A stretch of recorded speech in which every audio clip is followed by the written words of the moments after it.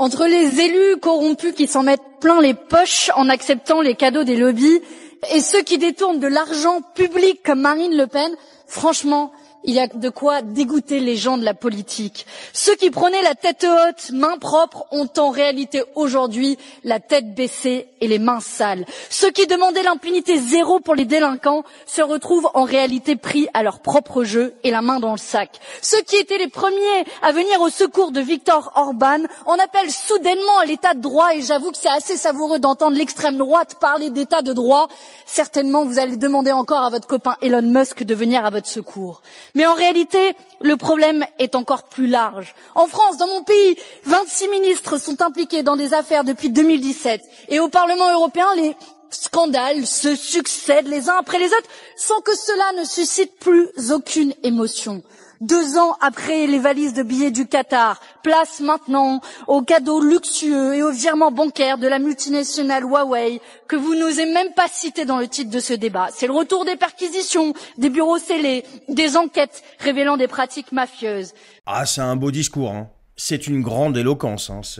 Franchement, il n'y a rien à dire. Et vous savez quoi? Je vais vous dire, je suis entièrement d'accord sur les principes qu'elle énonce là. Lutte contre la corruption, les valises de billets, les prises illégales d'intérêt, tout ça. Ouais, je suis entièrement d'accord. Le seul truc qui me dérange, c'est cette personne, et donc, c'est pas elle personnellement, mais ce qu'elle incarne, si vous voulez, c'est que c'est la même personne qui a fait de grandes accolades à Madame von der Leyen pour la féliciter de sa nomination donc comme président de la Commission européenne. Voilà. Donc ça, c'est un truc qui me dérange. Il y a d'autres trucs, hein, on va en parler après.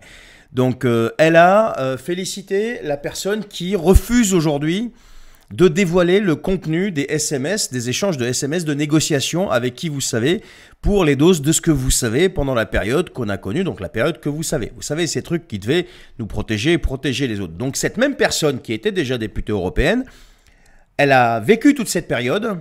Il y a une affaire qui est en cours avec Madame von der Leyen, et donc, curieusement, elle n'en parle pas. Tu vois, curieusement, elle n'en parle pas. Quand je vous dis, c'est de la géométrie très variable, c'est de la géométrie très variable. Mais il n'y a pas que ça. Ça, c'est la première chose. Mais la deuxième chose, et celle-ci la plus importante, et comme j'ai déploré pour Madame Le Pen ce qu'ils lui ont fait, là, je le déplore aussi pour Jean-Luc Mélenchon, parce que je pense clairement qu'on cherche à écarter les deux. Et donc, c'est aussi dégueulasse que Madame Le Pen ce qui lui arrive. Mais puisque Madame Manon Aubry est pour la lutte contre le blanchiment et contre la corruption et tout ce que vous voulez, pourquoi elle ne parle pas de cette affaire, de ces deux affaires plutôt? Jean-Luc Mélenchon, aujourd'hui, il est visé par 2 affaires judiciaires qui sont quand même très lourdes. La première, c'est celle des assistants parlementaires européens. Oh tiens, comme c'est bizarre. On lui reproche d'avoir utilisé donc des salariés payés par l'Europe pour bosser en France pour la France insoumise. Tout pareil que Madame Le Pen. Alors curieusement, là, c'est une affaire qui a été ouverte depuis 2017. On est dans la 8e année là. Toujours pas de mise en examen, toujours pas de procès, mais toujours là. Comme une menace qui est en veille au-dessus de la tête de Jean-Luc Mélenchon. Et cette affaire, Manon Aubry n'en parle pas. Il y a la deuxième affaire, l'affaire des comptes de campagne de 2017. Il aurait utilisé des prestataires proches de LFI qui auraient surfacturé leurs services pour gratter plus de remboursements publics. Donc il y a eu perquisition musclée, caméra, clash, La République c'est moi, tout ça. Donc, et ça a clashé avec les juges. Et là encore, pas de condamnation, pas de procès. Mais une instruction qui traîne juste assez, je pense, pour rester dans les radars à chaque élection, si tu vois ce que je veux dire. Mais bon, pour Madame Le Pen, vu qu'elle devenait beaucoup plus dangereuse, donc elle, on l'a sabrée direct. Et donc ça, Madame Aubry se garde d'en parler. D'accord? Donc le discours plein d'éloquence et de verve et de, comment on appelle ça, de principe, de défense, Non mais...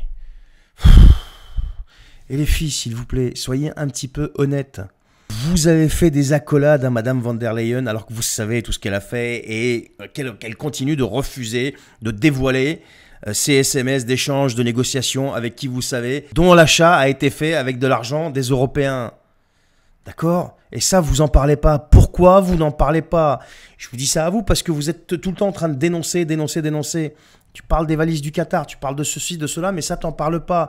La question est de savoir pourquoi. Pourquoi tu parles pas de l'affaire de M. Mélenchon aussi, qui est touché par la même affaire que Mme Le Pen.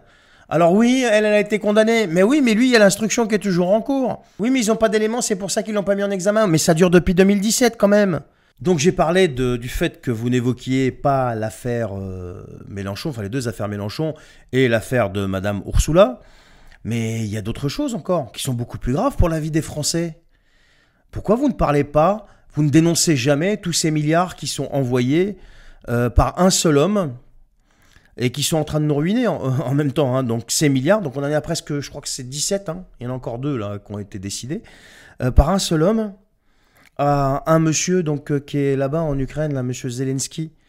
Et donc cet homme, chez nous, prend des décisions tout seul. Vous qui êtes attachés à la démocratie, vous êtes des grands démocrates, pourquoi vous ne dénoncez pas tout ça? Ben oui, parce que c'est envoyé en fait par le même homme pour qui vous avez appelé à voter en 2022, je crois. Ben oui, pour faire barrage à l'horrible extrême droite. La même soi-disant extrême droite de laquelle vous êtes en train de vous moquer aujourd'hui, vous réjouissez de la condamnation, mais tout le reste, vous le mettez de côté. Ben oui, parce qu'en fait, ce qui m'intéresse, moi, c'est vous qui êtes attaché à la démocratie, parce que voilà, il va falloir arrêter ce qui est en train de se passer, puisque vous pouvez a priori le faire, puisque c'est vos principes et vos valeurs. Pourquoi vous ne parlez pas de tout ça? Vous avez une obsession, c'est l'extrême droite. C'est votre seule obsession. La vie des Français, tout ça, ça vous passe à 15 000 au-dessus de la tête.